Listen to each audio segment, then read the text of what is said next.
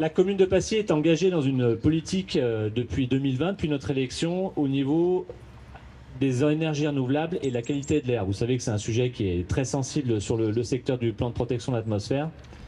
Et depuis 2020, la commune de Passy et cette municipalité avons mis en place plusieurs actions fortes.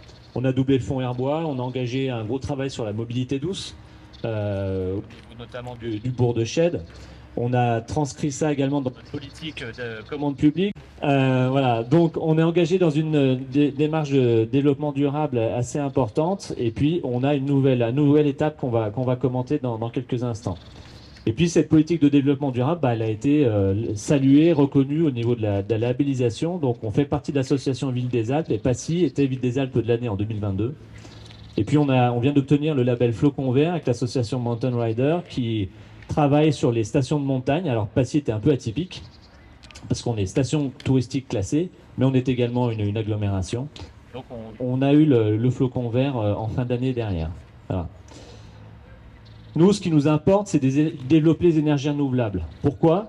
La stratégie qu'on a mise en place a un seul but, c'est de nous libérer de la dépendance des énergies fossiles, aujourd'hui, qui nous pèsent tant, qui pèsent tant en termes de qualité de l'air et de gaz à effet de serre.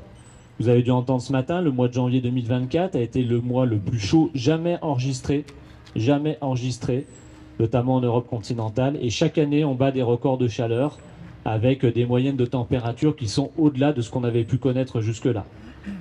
On est engagé au niveau national dans une baisse des gaz à effet de serre par rapport aux années référentielles des années 90-95, mais il faut aller plus loin. La preuve, on est début février, on a de la pluie qui va régulièrement aux alentours de 1000-2200 mètres. Et là, ça fait 3 hivers que l'on connaît sur la même tendance, donc c'est plutôt pas un bon indicateur. Donc il faut qu'on renforce nos actions, chacun à notre échelle, et plutôt que tout attendre de l'État ou l'Union européenne, on préfère au niveau des collectivités, mais Passy n'est pas la seule, hein, je suis sûr qu'Argonnet, tu fais pareil. On a notre rôle à jouer, on est la première échelle, et c'est à nous de mettre les moyens pour y arriver. Donc notre objectif, c'est de réduire notre dépendance aux énergies renouvelables. Pour donner un petit exemple, cette année, sur le budget, le triple blanc de la note de gaz, c'est 3 fois plus que 2022, voilà, à consommation inférieure. Donc ça concerne également tout ce qui est fluide et bien entendu le fuel et puis l'électricité. Donc notre engagement pour les énergies renouvelables, elle a un côté, bien entendu, en matière il y a un avantage en matière de coût, et puis également en termes d'émissions de gaz à effet de serre. Alors, on est engagé dans plusieurs projets d'énergie renouvelable, j'y reviendrai tout à l'heure, mais en tout cas, on a fait le choix de ce réseau de chaleur.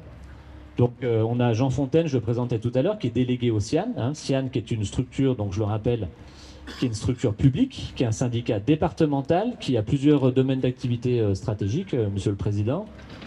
Et donc, dans les discussions qu'on a eues et par rapport un peu à l'obsolescence de nos chaufferies sur les bâtiments publics, l'idée a été proposée par Jean de travailler avec l'Océan pour regarder la faisabilité d'un réseau de chaleur qui desservirait à la fois les bâtiments publics, mais aussi les bâtiments privés qui souhaitent s'y raccorder. Donc, c'est une discussion qu'on a eue en 2021 et depuis cette date, on a bien travaillé avec l'Océan pour arriver au projet concrétisé qui est les travaux qui ont démarré à la fin de l'année 2023. Voilà. Nous, ce qui nous intéresse, c'est un réseau de chaleur renouvelable. Alors, c'est l'intérêt des réseaux de chaleur en général, d'utiliser l'énergie qui existe. Et ce que l'on a défendu depuis plus de 2 ans et demi dans les réunions publiques que l'on fait 2 fois par an avec la population, également à l'occasion des vœux à la population, c'est une énergie renouvelable locale. On insiste bien là-dessus parce que c'est du bois et on fait le choix du bois avec un très haut niveau de filtration. Le meilleur de la technologie aujourd'hui à 10 microgrammes par mètre cube parce qu'on est en périmètre du plan de protection de l'atmosphère et que nous, même sans ce périmètre-là, on a cette exigence-là de qualité de l'air. Donc aujourd'hui, et grâce aux résultats de l'étude qui a été menée par Atmo dans le cadre de ce réseau de chaleur, on est en capacité de dire que ce réseau de chaleur, par rapport à la vingtaine de bâtiments qui seront desservis, diminuera d'une manière sensible les gaz à effet de serre. Je le rappelle, c'est le CO2 et le méthane. 1146 tonnes par an d'économisées. C'est 1,3% des émissions globales de la commune de Passy. Donc c'est pas rien. Donc grâce à ce réseau de chaleur, on sera mieux que ce qu'on est aujourd'hui. En plus, La qualité de l'air est bien entendu notre souci principal. Et grâce au réseau de chaleur, on émettra moins de particules qu'aujourd'hui. Et il faut savoir qu'avec ce réseau de chaleur, on desservira plus de bâtiments et de surfaces. On devrait économiser 100 kg de particules fines, un PM10, PM2,5 également. Voilà. Mais même si on est à niveau constant, on fera mieux avec ce réseau de chaleur. Donc c'est là-dessus qu'il faut bien, que je souhaite vraiment insister. En termes de qualité de l'air, on sera plus performant avec ce réseau de chaleur et surtout, comme les services de l'État sont là, alors il n'y a pas l'Adréal, on maîtrisera et on contrôlera, ce qui n'est pas aujourd'hui le cas avec des systèmes de chauffage qui ne sont pas des installations ICPE. Voilà. Donc, on a fait le choix de déléguer cette compétence au CIAN qui porte l'entièreté de l'investissement. Donc, je pense que le président nous dira un petit mot là-dessus tout à l'heure, ou le vice-président. L'entièreté de l'investissement de ce réseau de chaleur. On a un partenariat historique avec le CIAN sur la gestion de l'éclairage public. On a signé il y a 2 ans un contrat d'approvisionnement. La commune de Passy a fait le choix d'un approvisionnement au biogaz pour ses bâtiments publics. Le biogaz, c'est le gaz qui est issu de la méthanisation. Ce n'est pas du gaz d'origine fossile, du gaz importé des pays du Maghreb ou de Russie pour grande partie, comme beaucoup en Europe. Donc c'est un choix politique que l'on a fait et c'est des contrats qui sont plus chers. Il faut quand même le préciser. On a plusieurs projets avec le CIAN. La commune a fait valoir son droit de priorité pour racheter, avec donc la discussion et l'aval de l'État, la centrale hydroélectrique de la Motte qui était privée et dont la concession s'arrêtait en 2018, qui a glissé jusqu'à la fin de l'année dernière.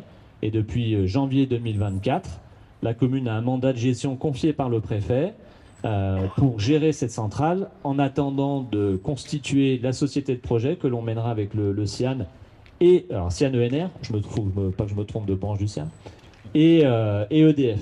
Voilà. Et puis on a un autre projet également sur le lac de Passy, d'ombrière photovoltaïque, également en partenariat avec le CIAN, pour à la fois protéger les véhicules et apporter un peu plus de confort à nos clients, et encore une fois, produire d'une énergie renouvelable qui est là. Voilà, donc un petit rappel de calendrier, ce que je vous disais, 2021, on a fait l'étude de faisabilité, on a demandé à Atmo également de travailler avec le CIAN pour avoir les différences entre aujourd'hui et demain en termes d'émissions.